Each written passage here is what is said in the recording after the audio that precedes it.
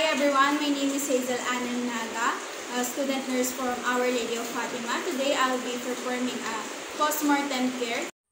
Checks the chart of the physician's certification of the death of the patient. The physician is the only one who can declare the patient is already dead.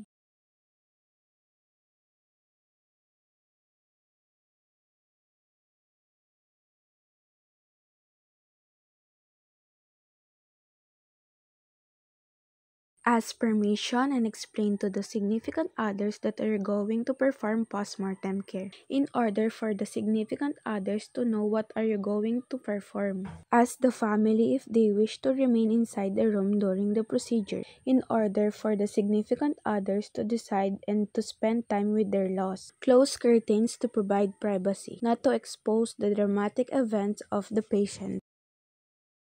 Wash hand and put on clean gloves, maintains hygiene and prevent contamination during the care process.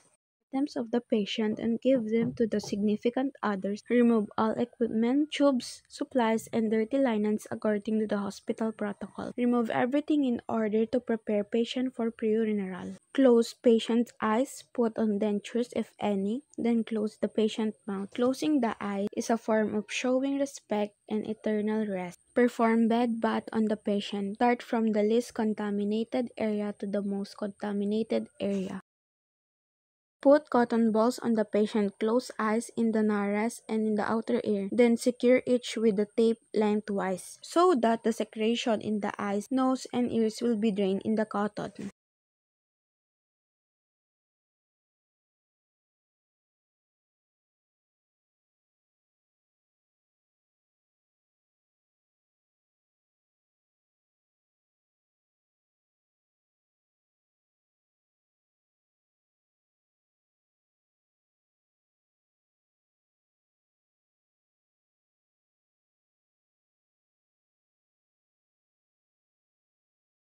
Secures the patient's jaw with a cravat. After 15 to 20 minutes, the patient's jaw will open and stiff.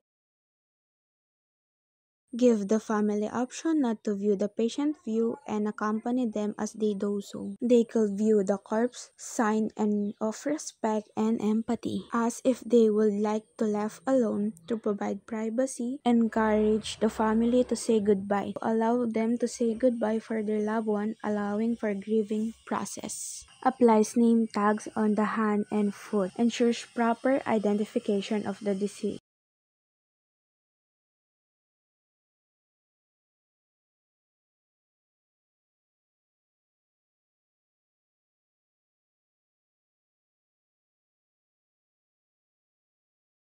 Covers and secure the patient with the shroud. Secure the shroud with the safety pins. Prepare the body for transport while maintaining dignity.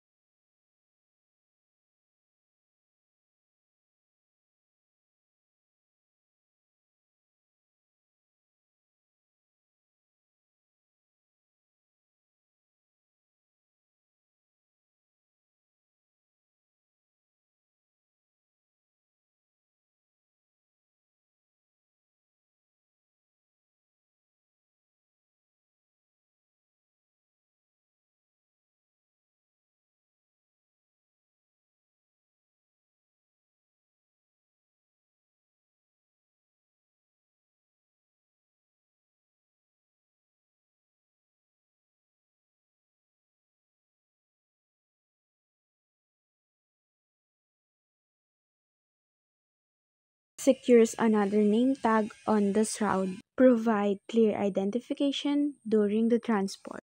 Remove gloves and wash hands. Ensures hygiene is maintained after the procedure is complete. Hello, my name is Hazel Anan Naga. I am a student nurse. Today I will be demonstrating the application of hot and cold compress, explaining their indications, contradictions, and the assessment before and after the applications. Okay? I will going to do hot compress applications muna po. Ang hot compress applications po is ito ay ginagamit po sa pag-increase ng blood flow to sore areas of the body, which can reduce pain po and speed up the healing process. Ang indicators po para dito is mag-aano po siya ng muscle cramps, sinus congestion, and styes, and infection po, ear infections, and menstrual cramps, and edema. Okay? Ang contradictions po dito is nag-include po siya ng areas with circulatory comprise, open wounds, or skin that thin or damaged po. Then, first, always assess the condition of the patient before applying the heat. Okay? First, verify the doctor's order kung ano po yung type ng moist or heat application, yung moist heat application yung gagamitin, and yung location po, tsaka yung desired na temperature po ni doc. Then, re-review po natin yung medical record po or history kung baka may mga contradictions nga po dito sa patients, and para malaman po natin kung ano yung mga bawal gawin sa kanya, ganun. Okay? First, verify the doctor's order. Okay? Check ito po.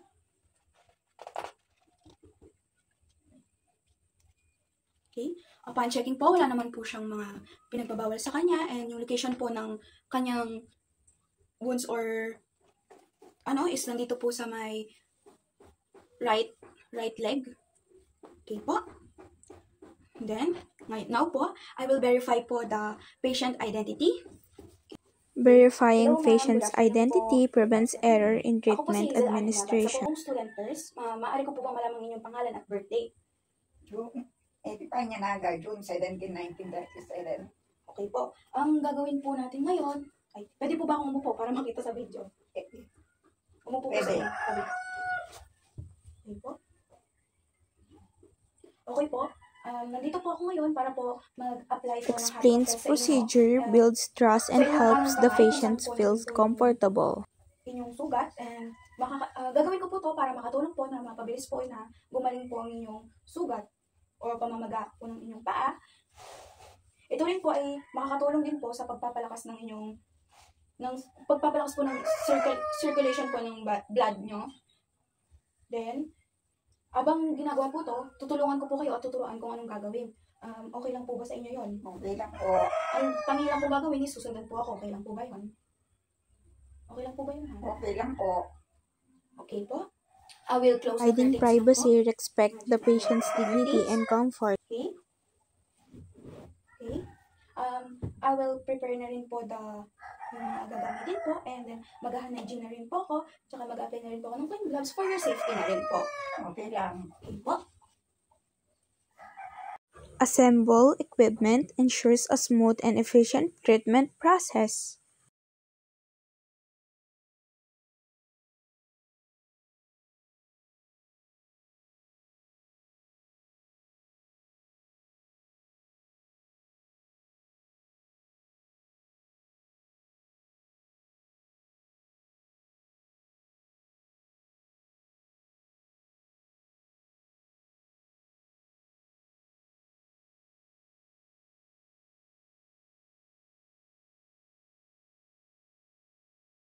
Performing an hand hygiene prevents the transfer or spreadness of microorganisms and to maintain cleanliness.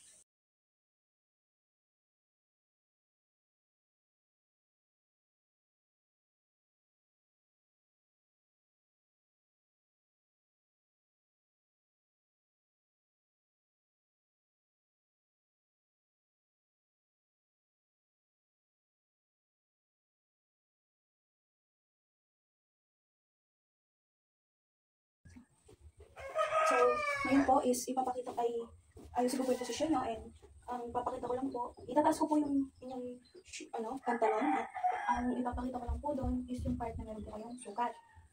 Proper positioning of the patient enhances comfort and allows easy access to the treatment area.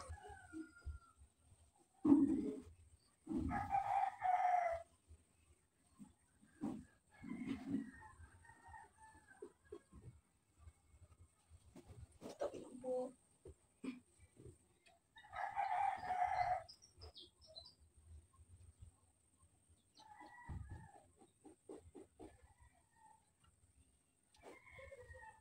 Okay po.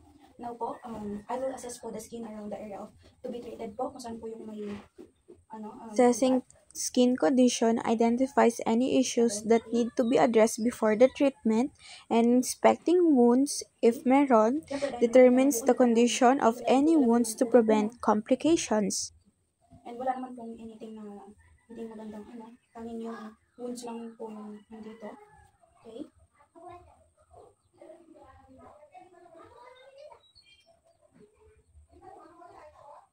Okay, ayun po, ma'am. Ang gagawin po natin is Describe sensations to prepare the patient for what to expect and reduce anxiety. paa. Kung saan po po nilagay yung hot compress. Okay, kulang po ba yun? Okay po. Place absorbent pad to protect bedding and keeps the area clean during the treatment. Then, okay, palagay na po ito.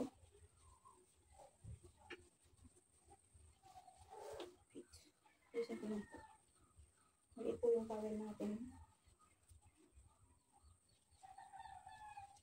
Applying heat compress targets the affected area effectively for therapeutic benefit.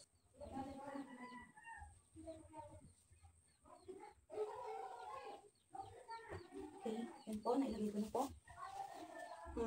After 5 minutes po, babalikan ko po kayo para malaman po natin if may nagbago na po ba or ano na po yung healing ng wounds nyo. Okay po.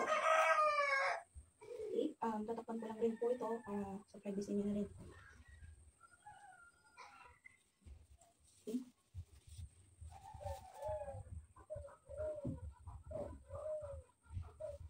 Okay, kunyari, after 5 minutes. Okay. I will check na po. Okay. Alisin ko lang po ito.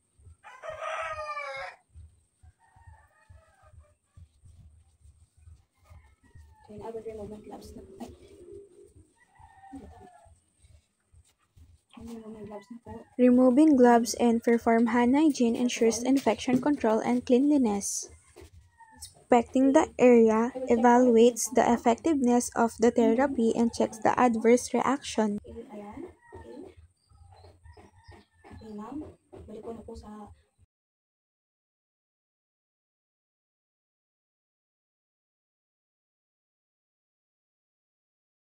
okay. Upon checking po, yun naman po, medyo nag-heal po yung nyo after 5 to 30 minutes. Documenting the procedure maintains accurate medical records for continuity of the care. No, okay. Medyo naging okay naman po after 30 minutes. Okay. Okay. Thank you po, ma'am, and I'll be right back. I will document lang po yung mga findings sa inyo. Okay. Hello po again, okay? Now po is i-apply na po natin yung cold compress application. Ang cold compress po is ginagamit po to cool an injured area or reducing the pain po or swelling or inflammation po. And then yung indications po nito is nag-include po siya ng direct trauma, muscle spasms, dental pain and muscle cramps.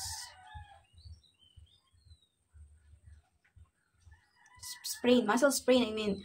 Contradictions po nito is nag-include po ng area with compromised circulation or sensitive to cold. Always assess the patient condition before applying the cold po, okay?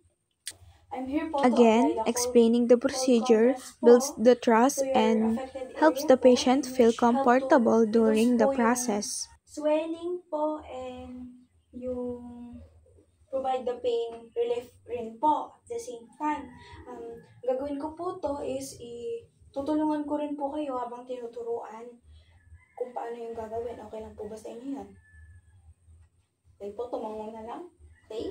Opo! Ay. Again, assembling the equipment ensures a smooth and efficient treatment.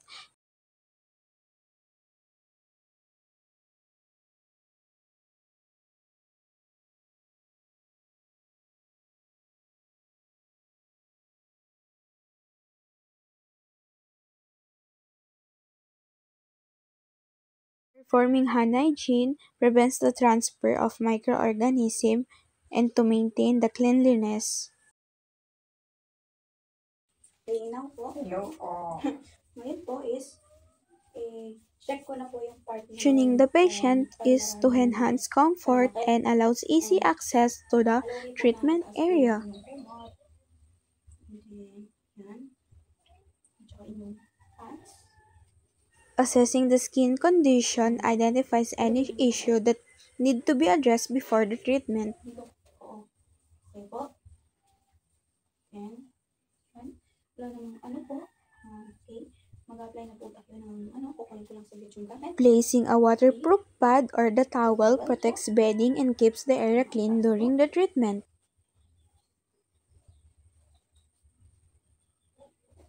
Then the cold compress. Applying the cold compress in the target area is effectively for the pain relief. Babalikan ko po kayo para po matingnan natin kung may pagbabago po ba sa inyong paa, sa binti, kung anong resulta. Yan, ganyan pa. Okay. I will remove po my gloves and then mag-hand hygiene. Ay, tama. Ay, before. Hindi, alisin po na po pala. Okay, after 5 minutes. Monitor or reapply maintains the desired therapeutic effect. Checking skin condition ensure the patient is tolerating the cold and prevents frostbite. Cleaning up is to maintain a safety and hygienic environment for future treatments. Removing gloves and perform hand hygiene to ensure infection control and cleanliness. As about the comfort level, assess the patient's experience and comfort post-treatment. Okay po. Ngayon po, iwanan ko na po kayo kasi re-record ko po yung mga nangyari. Para sa Documenting the procedure maintains accurate medical records for continuity of care. Nurse na mag-aano sa inyo, or ako po, tandaan ko po na nai-record ko doon, nag-apply po ako ng hot and cold compress. Okay po. Salamat po. Okay. Document po.